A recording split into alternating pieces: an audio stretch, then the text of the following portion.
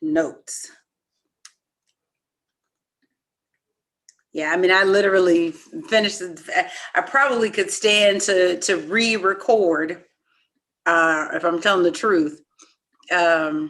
Why, were you hurrying, it sound like, or? No, I mean, I literally finished right before it was time to go live. So I wasn't hurrying. I was taking my time, but like and I honestly was not, I mean, I was aware that it was getting close to 7, but I was not aware of the time in that way. And, so when I looked up and it said 6:55, I was like, didn't see that coming. Missed that part.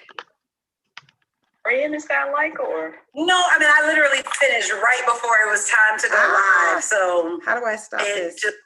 Okay, all right. Apparently, YouTube is already recording. Jesus, be offense. Okay. It's like, holler at me, Jesus. Right. We just gonna go with this. We're gonna go with this. This is it. All right. Welcome, everybody. Welcome to the Bible Hangout. If you are watching this on YouTube and you want to be a part of the live Zoom and be a part of the conversation, definitely email me, Sherry at, what's my email? Gosh, revsherry@upchurch.org. This is a metaphysical Bible study that we have been doing for 7 years. We turned 7 this year, I think in the month of October, or actually September, October. So 7 years of this. So this has been a treat and a joy to do this, and I'm excited to be here with you. This is going to be a really powerful conversation that we have tonight. We are making our way through Don Miguel Ruiz's The 4 Agreements. This is a Toltec wisdom book. And this one, well, we'll see. We'll get into it because this agreement, in my opinion, was a little bit tougher than the other agreements. But maybe you'll have a different perspective. So let's take a moment to open ourselves in prayer and just become available for what the Spirit wants to do tonight. All right, Father, Mother, God, we open our hearts and our minds to your teaching. We recognize that there is only one power and there is only one presence. And that power and that presence breathes itself as us. We recognize that we are connected spirit to spirit, that even though we're not in the physical location with one another, that each one of us is dialed into the spirit of the other. And so we just ask that you speak through us, that you utilize us, not just to bless ourselves, but those that will watch this video later. I bless this conversation. Help us to not take things personally so that we may move forward, living out the call that is on each of our lives. Thank you, God. In the name and through the power that's in the consciousness of I am, I affirm that this prayer is so, and so it is. Okay. So this second agreement is called Don't Take Things Personally. And I thought that it was a pretty tough agreement because I don't know anybody who doesn't take things personally.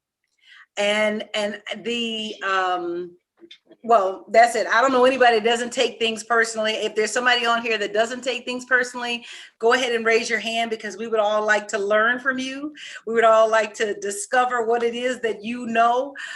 It has been my experience that taking things personally is almost de facto how things are done. And so I'm open for you to share with me something different. And the reason that I thought that this was probably one of the hardest is that he says something in the chapter that, where is it? He says, taking things personal. No, that's not it. He says, nothing other people do is because of you. It is because of themselves. All people live in their own dream, in their own mind. They are in a completely different world from the one we live in. When we take something personally, we make assumptions that they know what is in our world, and we try to impose our world on their world. But there was another piece. This is it. He said, if someone gives you an opinion and says, hey, you look so fat, don't take it personally. Because the truth is that that person is dealing with his or her own feelings, beliefs, and opinions. That person tried to send you poison. And if you take it personally, then you take that poison and it becomes yours. Taking things personally makes you easy prey for predators, and they because they can easily hook you with one little opinion and feed you whatever poison they want. And because you take it personally, you eat it up. Anybody have any experience with that? Where someone has said something to you and you took it personally and it caught your attention? And that's not rhetorical. I actually really am asking that. Has anybody had any experience with that? I have. Mm-hmm. Tell I me. had a friend, and this. Who shall remain nameless? Mm-hmm. Yes. and they would say stuff, and I would just take it personal. And because I wasn't sure of myself, and at a point in my life where I was seeking acceptance, I would just sit there, take it personally, and then get up, leave the room, go cry, and then come back and sit right back in their face, because I didn't know how to deal with it, so I've been there. So, yes, I've had that experience. Yeah. Anybody else that you take it personally? Anybody else?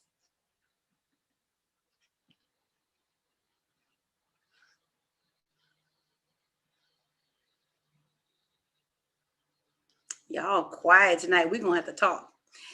This is one of the things he says. He says, even if someone got a gun and shot you in the head, it was nothing personal. And I think that was the part for me that made it tough to kind of put my mind around this. And I started thinking about George Floyd, Breonna Taylor, Ahmaud Arbery. And he's saying, don't take it personal. And so I was curious as to Miguel, how so? How do I not take those things personally? I mean, these are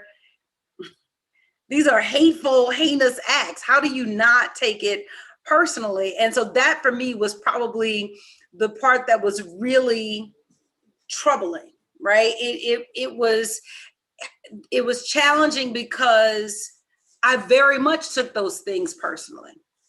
And so the question is, what do you need, babe? I want some chippy. Sure, go ahead. Go. Okay. I very much took something like that personally. But the thing is that what I wanted for this series is for us to step outside of our comfort zones. And so let's at least keep our ears open for the possibility that something like George Floyd, something like some of these, they're in there. Just Mom, I didn't see any. go. Okay. I didn't see any chippies. So that something like that could be shouldn't be taken personally. And so I really wanted to explore that. Alita says, of course, I have been in those shoes and still walk a thin line where I have to catch myself and hopefully catch it sooner than later. Yes. So one of the things that I realized that why we take things personally is because we actually agree on some level with what was said.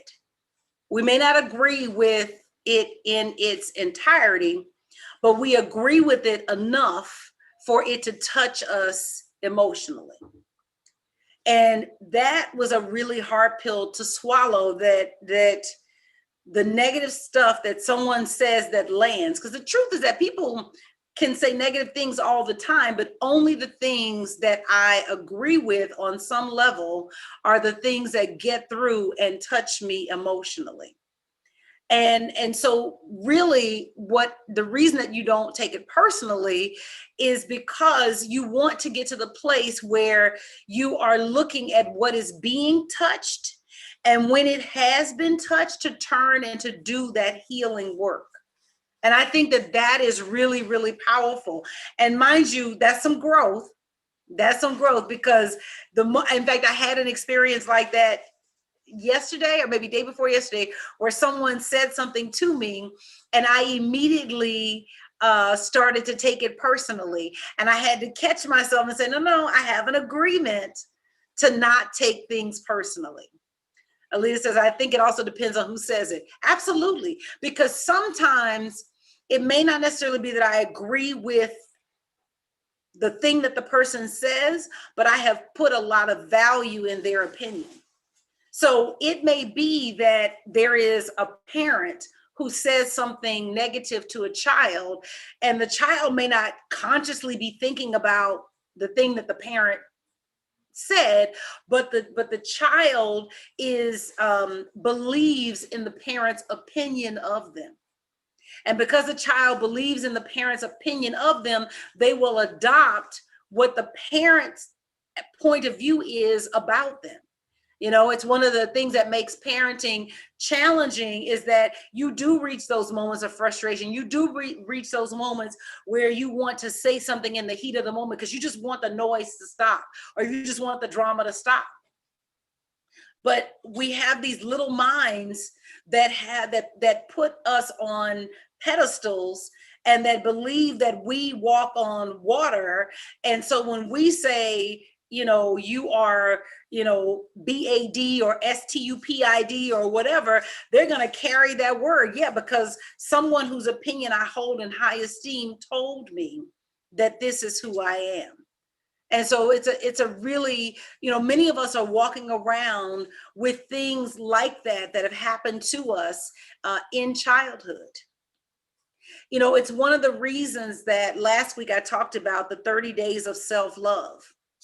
Those 30 days of self-love are so powerful because what they do is that they dissolve the markers in you. I'm trying to think of a better word to say, a better way to say it, but emotional triggers. They dissolve the emotional triggers in you. And so maybe I should start there. Did anybody take up the challenge of the 30 days of self-love?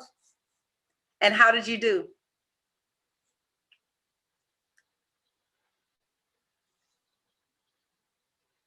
No. I printed the sheet and looked at it. Okay, so what would you say got in the way of actually doing it? Laziness. Okay. All right. Anybody else at least print the sheet or at least look at it? How about that? Let's start there. Alita, what about you? Were you here last week? I don't know if you were here last week.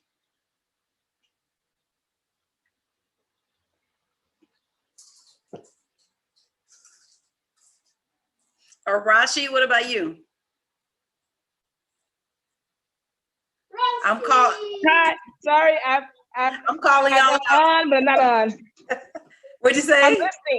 I'm listening. Okay. Did you do the challenge?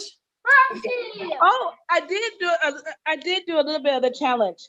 Every day I've been doing a little something different for myself, a little bit extra. Okay. Like, and how, what has been the experience? Has it been easy? Let me say that. No, it's funny. It's hard to find time for yourself, isn't it? Yes. It's like, wow.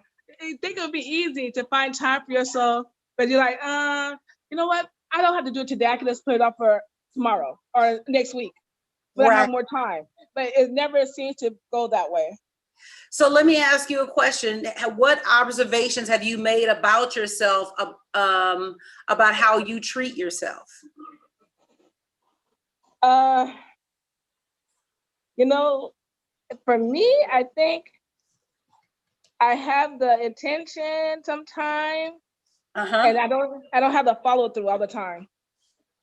Right.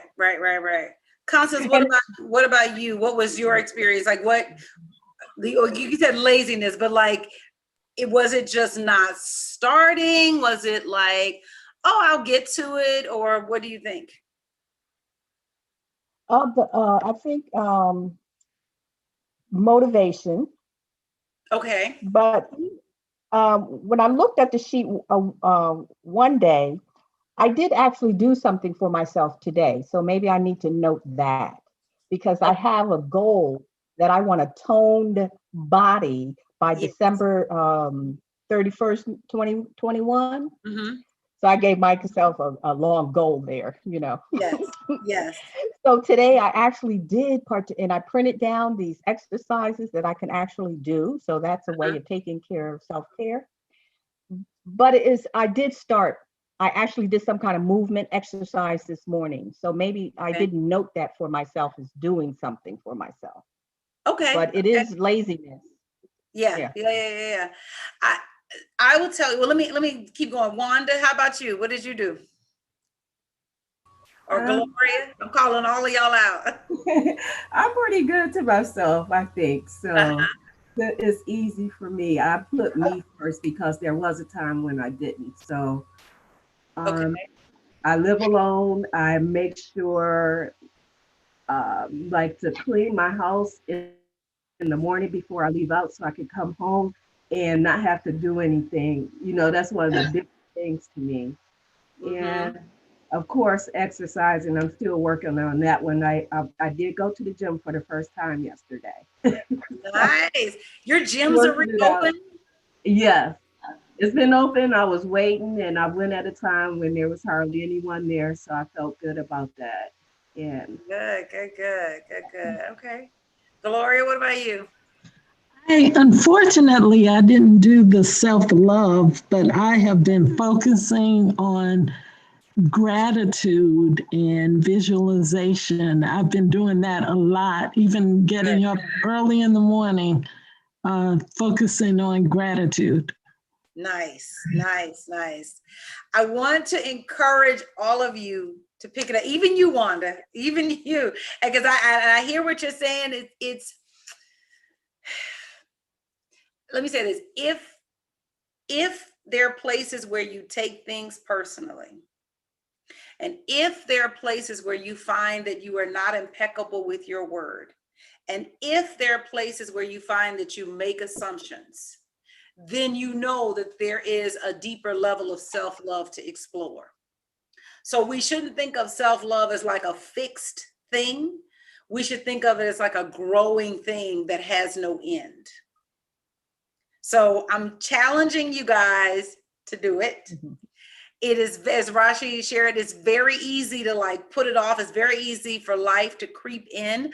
I'm in week 3 now of the 30-day challenge, and I will tell you that it is taking some work. Like literally last night, before I went to bed, I had to just give myself a mask so that I would have something to put down on my sheet. So life creeps in. Life creeps in. But the question that I would have for you is, if someone treated you the way that you treat you, would you hang out with that person? And if they were a potential mate, would you date that person? And I'm just being honest for myself. When I looked at where I put myself, meaning I did have some basic things that I did. I'm very good with my personal development, but I'm talking about those sweet, tender, loving things for myself. I was like, ooh, we don't. You don't ever have time for me. We don't ever go out to a nice dinner or to nothing. And so I had to realize that, okay, there's a deepening level, because what happens with the self-love is that emotional triggers get dissolved. The more you love you, the more those emotional triggers get erased out of your consciousness. And so I want you to think of the self-love piece as a deepening piece, not as either I am or I don't. Alita said, I wasn't here, but I'm also pretty good to myself. I'm exercising regularly. I'm kind of getting a massage, just a little leery. I'm leery too. I want a massage. I want to go to mani-pedi spot, but I'm nervous about all of it. I'm like, I'm gonna need this whole thing to blow, and then I'll be like, okay, you know what? I'll go back outdoors again. So that was better to me before the virus. Yes, yes, yes, yes. Malcolm Gladwell wrote a book called The Tipping Point. In fact, it's the thing that broke him in the industry.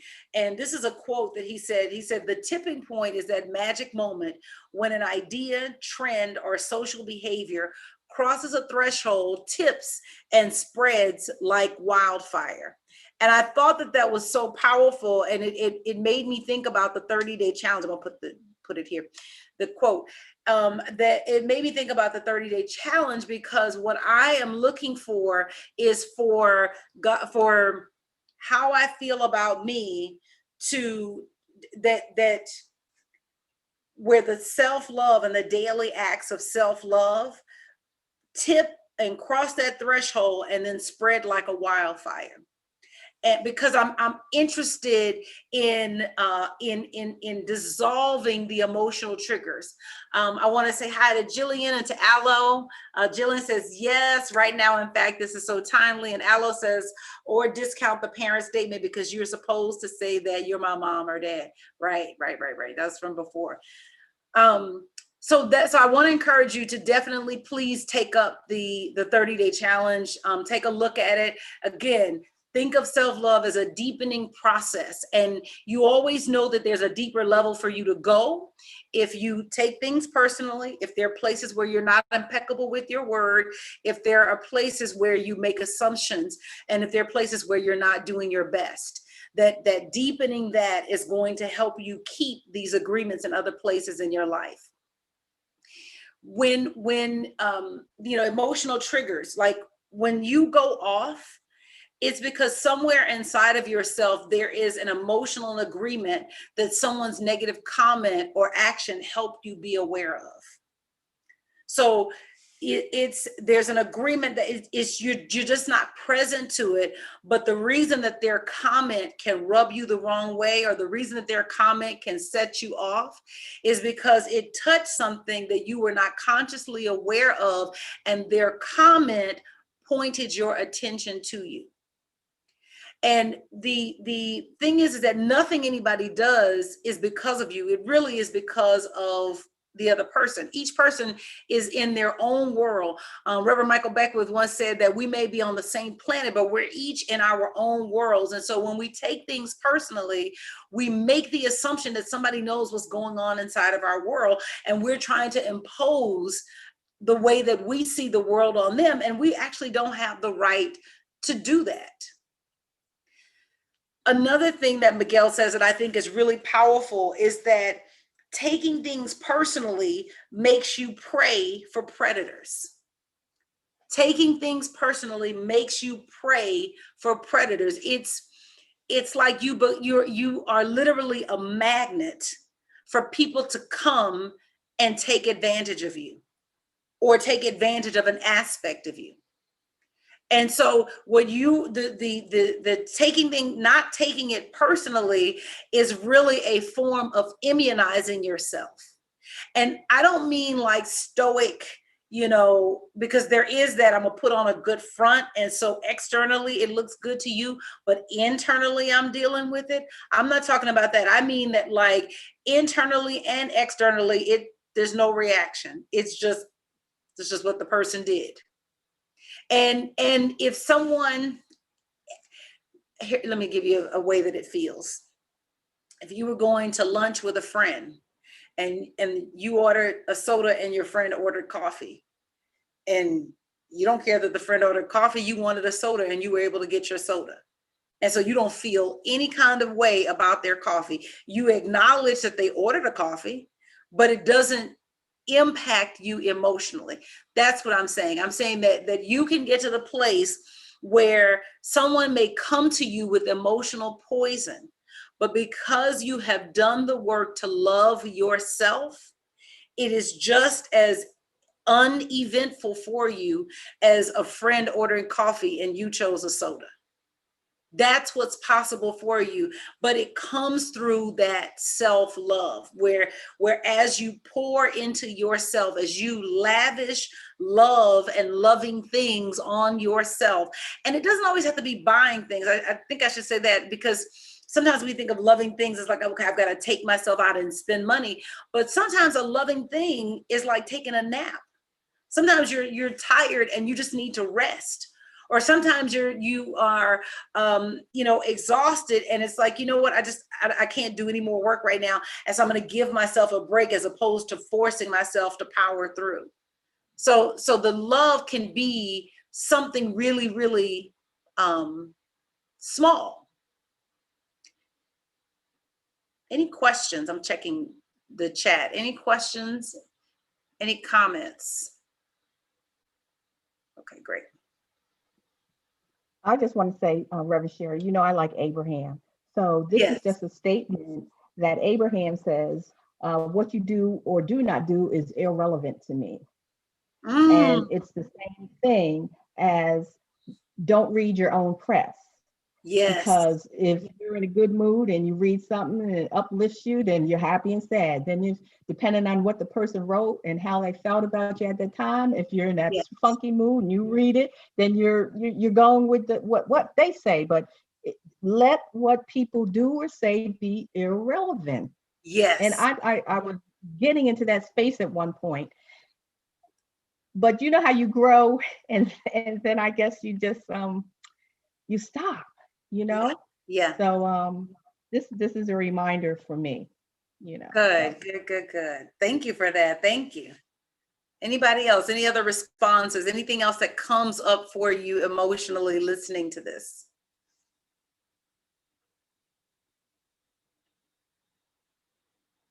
Alita says, I'm pretty good at not taking things personally, because growing up, I was a misfit. But it's just certain people, i.e. relatives, that knock me off my feet. Yes. Don't we all have those amazing relatives that they know the exact right thing to say to set the wheels going? So yes. But I would say it's the same thing. So, you know, it just depends on what you take things personally about, right? So one person may not take things personally from like coworker, right? Go ahead, Rashi. It may not be, you know, someone might be might take things personally at work, but they're completely available at home and open. Or somebody might be completely closed off at home, but the coworkers and what they say to them doesn't faze them. So again, it's everybody is showing up differently because everybody has a different lens. You know, it's you may have learned not to take things personally in the world, right? For whatever reason, whether by your words, you know, I was a misfit, and so that I learned not to take them personally, or if somebody consciously taught you not to take them personally. The thing is that everybody comes to the world looking at the world through their own lens. And very often what's happening when we are taking things personally is that we want people to see the world through our lens. Can't you see that the way that I'm looking at this is true? Can't you see that the way that I'm seeing it is the right way to see it? Because that's really what's happening, is that we're making the other person wrong for the way that they have spoken to us or acted around us. And while it may not be what we want around us, it doesn't make them wrong for what it is that they are doing. And that's why you can't take it personally, because if you have eaten consistently from a plate of hate, right? And every day you eat hateful things in the form of media that you consume, music that you listen to, things that you talk about, things that you share with other people. And so you're just constantly dining on a plate of hate. Then how then, when you show up in somebody else's world, could you ever bring them other than what you have been eating off of your plate? And so this is why you don't take it personally. And so it's very possible that a relative may be coming in eating from a plate of jealousy, or they might be eating from a plate of judgment and condemnation, or they might be eating from a plate of sadness and guilt or whatever. And so the thing that they say to you really has nothing to do with you. They're just vomiting up whatever it is that they've been eating. And so it's not your stuff unless you decide to pick it up. And so, you know, it's to realize that you have a way that you see the world. You create an entire picture or movie in your mind. And in that picture, you're the director, you're the producer, you're the main actor or actress, and everybody else is literally a secondary character in your movie. And the way that your movie and that you see the movie playing out in your mind is according to the agreements that you have made with life. And so I can't account for the agreements that you have made with life. Your point of view is personal to you. It honestly is nobody's truth but yours. My truth is my truth. My truth is not your truth. And your truth is yours. It's not mine. And so when someone comes and I'm not saying make yourself available for people to say hateful things to you. That is not what I'm saying. And someone thought that when I taught this lesson previously, that, you know, when I was talking about Breonna Taylor and George Floyd and all of that, that perhaps they meant don't take it personally, meant don't take action. And that is not it at all. You're responsible for doing all that you can to make your environment exactly the way that you desire. So you absolutely need to be up agitating and doing whatever it is that you need to do. But that's a difference from taking it personally. Taking it personally is it puts you, it just makes you prey for predators. Taking it personally just sets in motion a cycle that never allows you to do the healing.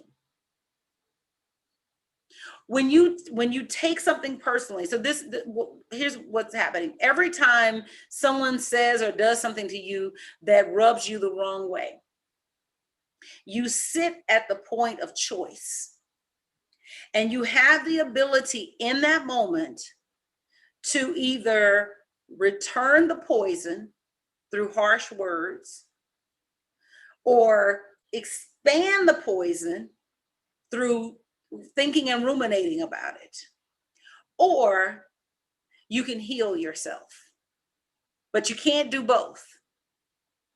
So every instance of someone doing something, some harm to you, is an opportunity.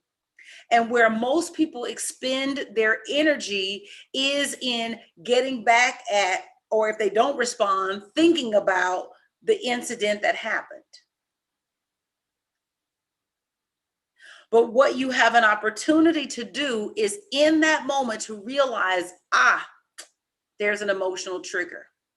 I've got issues around whatever it is that they touched. If you, I have a friend that didn't finish college. And so he always like over prepares because he feels like he doesn't want to be found lacking in a room of people full of college degrees, right? And so that's where he needs to do some healing to either go finish the college degree if he chooses, or decide that my worth is not tied to whether or not I have a degree. And meaning not just in words, but I actually don't feel any kind of way, one way or the other, that I did finish school or that I didn't finish school. And so you can do that kind of healing work. And I'm making this up because I don't know his specific situation and what he needs to do. That's between him and God. But maybe it's, forgiveness for choosing not to finish school. Maybe it's forgiveness for his mom or his parents or whomever for creating a life circumstance where he had to get out and start working instead of finishing school. Or maybe it's just acceptance that I'm okay regardless of whatever degrees or letters I have after my name. Again, that's his work. Or he could continue to take it personally when he goes into rooms with other people who have college degrees.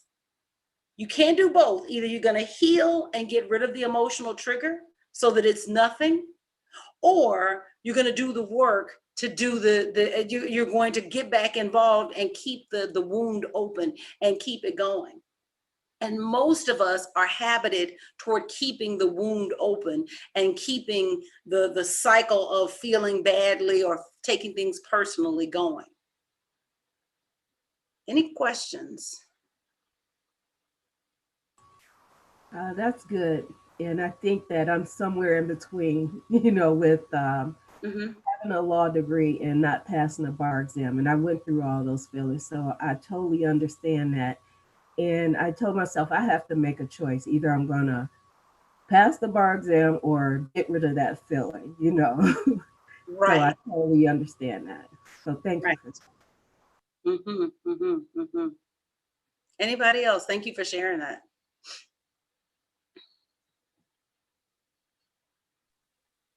The thought just popped in my head where Iyanla Vanzant said, we all have these open wounds and we're just bleeding all over people. Yes. Instead of clearing up the wound and healing it, yes, it's just bleeding over everyone. So we all a bloody mess here. We're going to do some healing. We try to do some healing because I'm going to tell you, I want my fifth symphony, right? I want to be available, right? Our purpose is to give vent to the spirit.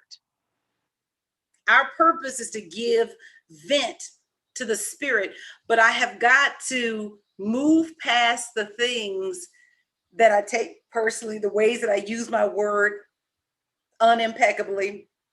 We'll get to next week. Don't make assumptions. The ways that I make assumptions in 2 weeks when we talk about doing your best, when you don't do your best. And what happens is that we keep ourselves small. The only way to get beyond where you are is to grow past where you are.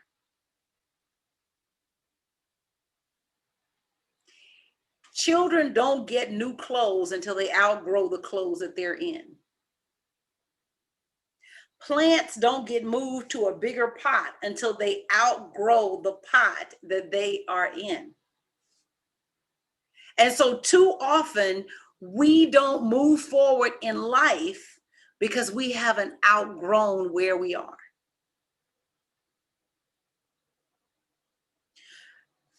There are people that haven't outgrown gossip. And so the moment somebody's got some gossip, their ear is open like. Some people haven't outgrown not having enough. And so they go their entire life living check to check, hand to mouth, because they haven't outgrown. The way out of where you are is that you outgrow where you are. You become larger than your present circumstances. And so learning not to take things personally is not just so that you can stop being hurt emotionally. Learning not to take things personally is so that you can become a bigger vessel for God.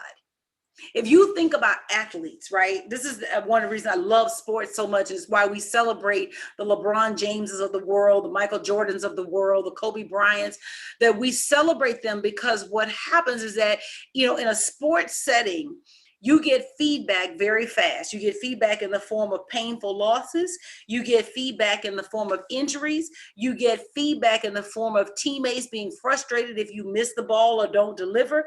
And you get feedback in the form of a coach that's coaching you who might not have learned to be impeccable with his word. And so you might get a coach, and the way that they give you your notes is like cutting you with a sword every time. And so as an athlete, you have to be able to take that feedback, process it, do something with it, and then run back out there and give your very best. And so we love the Michael Jordans of the world and the LeBrons and the Kobes and the Stephs and all of that.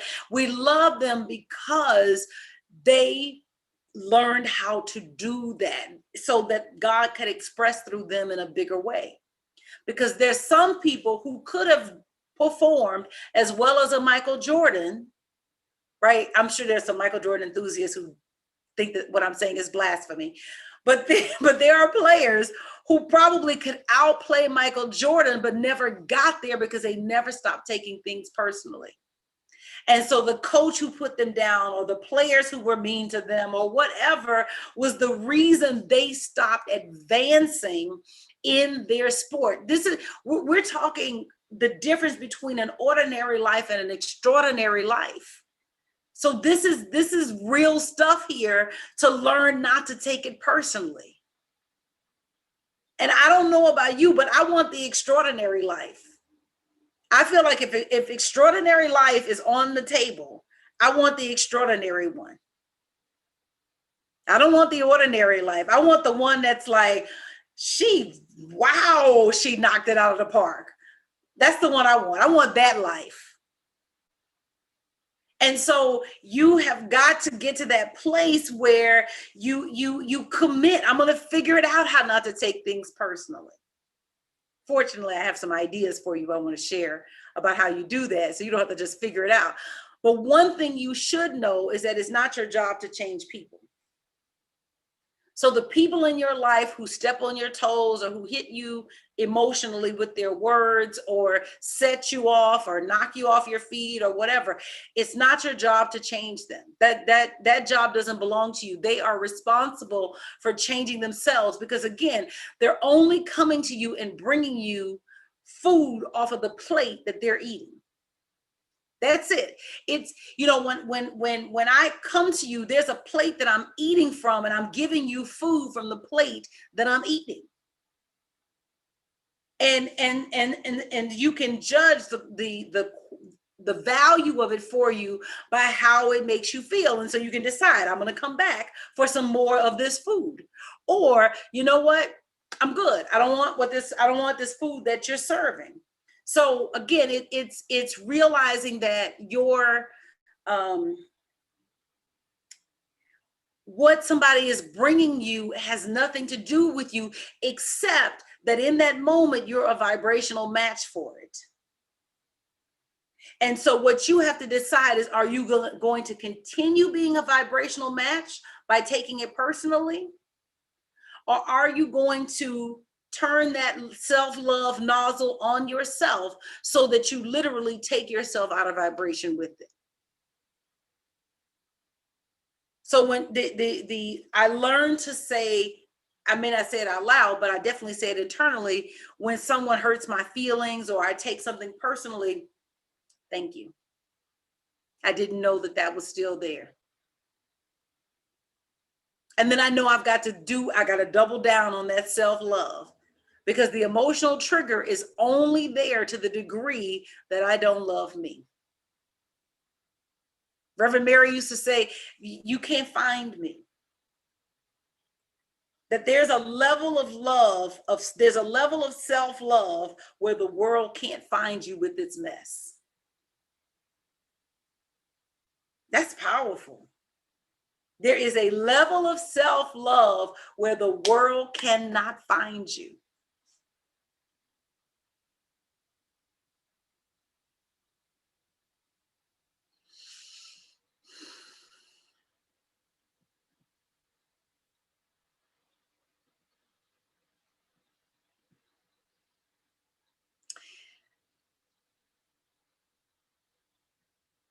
Taking things personally is actually negative self-projection.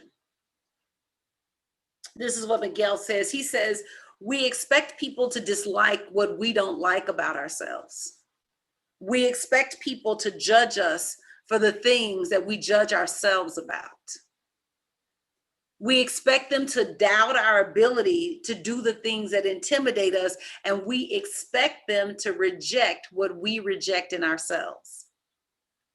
And so we walk into rooms on the defensive because we secretly expect to be rejected. And then we interpret any denial of something that we want or something that we propose as evidence of the rejection. And so we end up blocking our own good because we take it personally, and we burn bridges, we end relationships, we curtail opportunities, or we otherwise stifle ourselves because no one taught us how to stop taking things personally. So these are 3 things that you can do to stop taking things personally. And the first one is you want to build your identity on things that people can't take away. You want to build your identity on things that people can't take away. And I mentioned athletes before. This is what the athletes who transcend, this is what they did to build that mental toughness. So like I said, in the world of sports, you got to be prepared to get feedback, and you got to be prepared to process it fast and get back out and give your best, right? You can't, if somebody calls you dumb or says, why'd you make that stupid move, or uses even more harsh language than that, what you have to learn to do is process it and get back out and still give your very best. And the athletes that transcend are the ones who learn to build that mental toughness, so that the comment, they're able to translate on a dime somebody's feedback and not take it personally. But what happens is that when you build yourself on something that can't be taken away, it's one of the ways that you get rid of an emotional trigger that someone can trip. So people can only touch us if they step on an emotional landmine that we're already judging ourselves on. So for example, like if you come to me and say something to me about the way that I parent, good or bad, if I'm secure in the way that I parent, then your feedback is not going to have any impact on me emotionally. Your good comment or compliment is not going to lift me, and your negative criticism is not going to bring me down, because I'm emotionally secure in the way that I parent. And so what I do have the ability to do is to recognize that your comment, whatever it is, good or bad, is just simply a projection of you, nothing more, nothing less. And so the thing that you learn to do is you learn to focus on or build your identity around your results. So a lot of times people will build their identity around things that can be taken away, like I'm a good player, or I'm a good athlete, or I'm a good mom, or I'm a whatever, and you just fill in the blanks. But what you do is you build your identity around your results. You can't argue with results. Results are what they are. Either I won the championship or I didn't. And so I build if I won the championship, then I'm a champion. If I got any award, then I'm award winning, right? I build my identity around what the world cannot take away. And so if you come looking for me to say you're a bad player or you're a bad parent or whatever, it's like, look at the results. My results speak for themselves, and I've built my identity around them. And let me say this, everybody has an identity. You're going to build your identity around something. The question is, do you build it around what can be taken away, or do you build it around what cannot be taken away? So you don't get out of building an identity. That's how we interact in the world. We all have personas that we're walking around with. And what I'm saying is that the way that you get rid of the emotional trigger is you build your identity around what you have accomplished, not what is in process. So to your point, Wanda, I would build my identity around the fact that I finished law school. There's a lot of folks that didn't finish law school. There's probably some stats on how many people don't finish law school, start and don't finish. I finished law school. I would not build my identity around passing the bar, because that's still in process, right? So I can't take away the fact that you have a law degree. I can't do it. You got the degree, you got the Juris Doctorate. In some circles, I got to call you Dr. Wanda Cooper. Come on, you know? So whether you are or not, say it again. I didn't hear you. Good. So but I can take away from you this idea of being barred, right? Or sitting for the bar and passing, right? Because that's still in process. And so as long as your identity is anchored to that, then it's an emotional trigger. I can find you. That's so true. And like I said, it's been 5 years since I took it when I was there in California, and I have the option. I can do it, and I have been doing some healing. And I'm like, I'm just an unlicensed attorney. Yes. So whenever I decide to go and do it, I can do it. So yes. It doesn't touch me like it used to. So I know I've healed in that area, or I'm healing. Good, good, So good, thank good. you. So something that I do, and I shared this before, I have a spiritual cookie jar. You know about the spiritual cookie jar? I shared this a couple of weeks. So I write down, hold on. I write down every win that I can think of. And I try to do one a night. And so I literally will get a note card about this size, and I will write down the details of something that I've accomplished. And then this is my spiritual cookie jar. Because again, sometimes we forget our results. We remember our losses. Those are clear.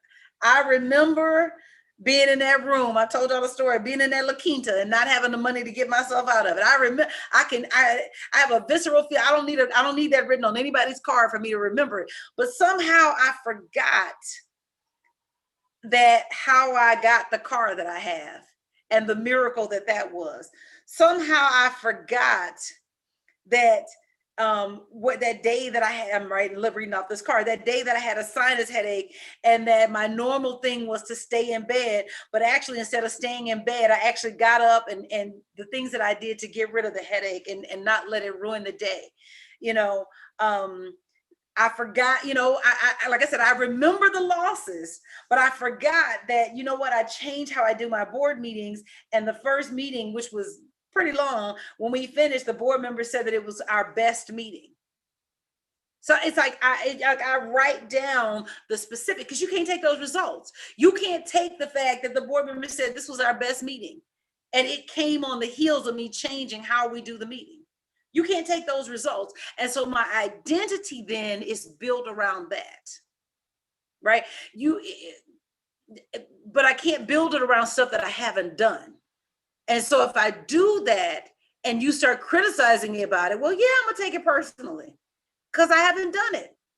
The second thing that you can do is to develop a learner's heart. The thing about having a learner's heart is, I think it's Marie Forleo, she says, everything is figure outable. And it's a word that she got from her mom, which was this idea that I don't care what it is, I don't care how daunting it seems, I can figure out how to get it done. And so I may not consciously know today how I'm going to pass the bar, but it's figure outable. Right. And so this was really important for me. And where it comes from for me is that I grew up and I was one of those students that always got the best grades. And so my identity was built around being smart. But the thing about being smart is that you will always walk into a room where there's somebody smarter. And that was one of the first things that happened when I got to college, that, I came in and I was like, yeah, I had a 4.0 and I, top of the class and whatever. And everybody in there had a 4.0. It was like, oh, wait, hold up. And there's some people that had a little bit more than a 4.0 because they had those international baccalaureate classes that pop that grade point average up a little higher. And then there were people who they had gone to boarding schools or other college preparatory academies that were a little bit more posh and a little bit more resources than the one that I had. And so you're always going to run into somebody who's more than. There's always somebody smarter, prettier, faster, whatever, right? So what I learned to do is I learned to develop a learner's heart. And I stopped building my identity around being smart, and I began to build my identity around the fact that I can learn anything. And so literally in my morning commercial, I will say to myself, you have rewired your brain to learn. You have rewired, and I repeat that because again, so much of my identity, I didn't know I was building it this way. It just was what the environment was like, and I did well in school, but I got to the place where the smart girl was not getting me anywhere. And the problem with being smart is that the moment you encounter somebody smarter, you either throw yourself into competition with them or you recede into being less than or not the smartest one in the room. But a learner can walk into any room and pick up anything. And so you never have to feel insecure about what you don't know because I know how to ask a question. And I'm not ashamed to ask a question. I don't walk in feeling like I need to already know it. I don't think I need to already know anything that I'm going to do, because I was not put here to keep the status quo. I was put here to do what has never been done. And I don't know how to do what has never been done. So I have got to ask a question in order to move forward and in order to outgrow my present circumstances.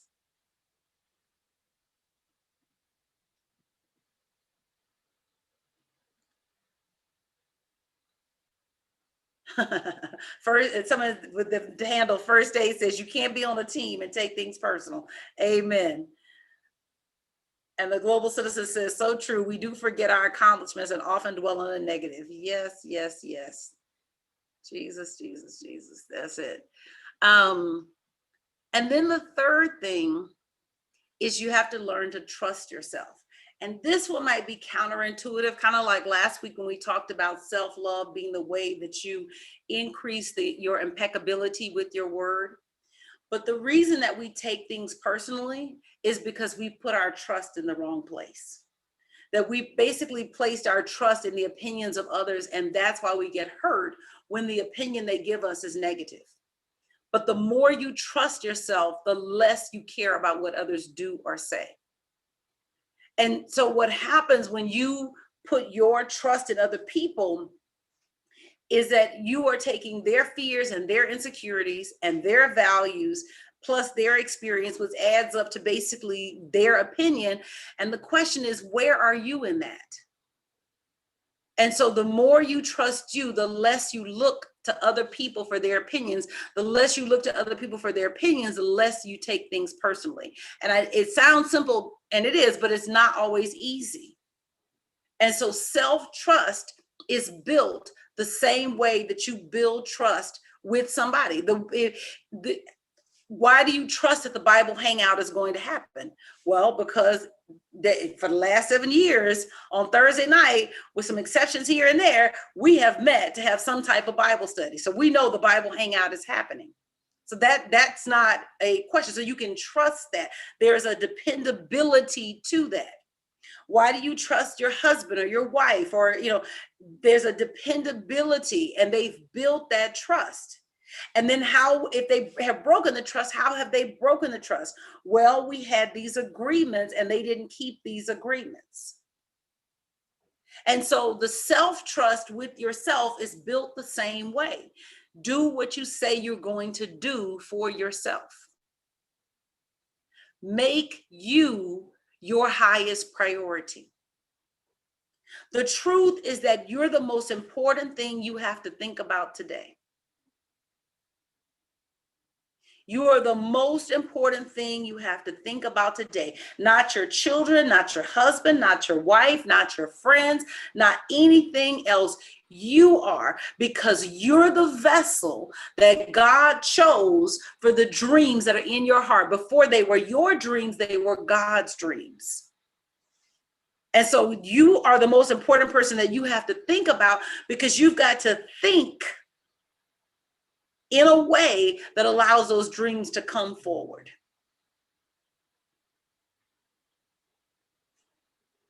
And so in order to do that, you've got to keep your promises to yourself. You may need to get rid of the snooze button.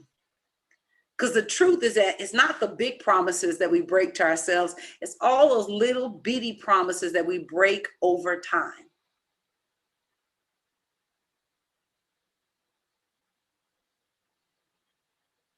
Questions?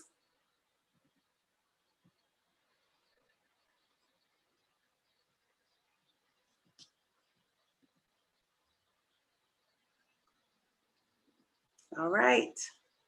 Thank you guys for today. Any questions, comments? I know it's next week. Next week we are on the third agreement. The third agreement. Wonderful. Thank you guys so much. Thank you, thank you, thank you. Have a beautiful weekend, and I will see you next Thursday for the third agreement. Don't make assumptions. All right. Good night, everybody. Good night, everyone. Thanks for sharing.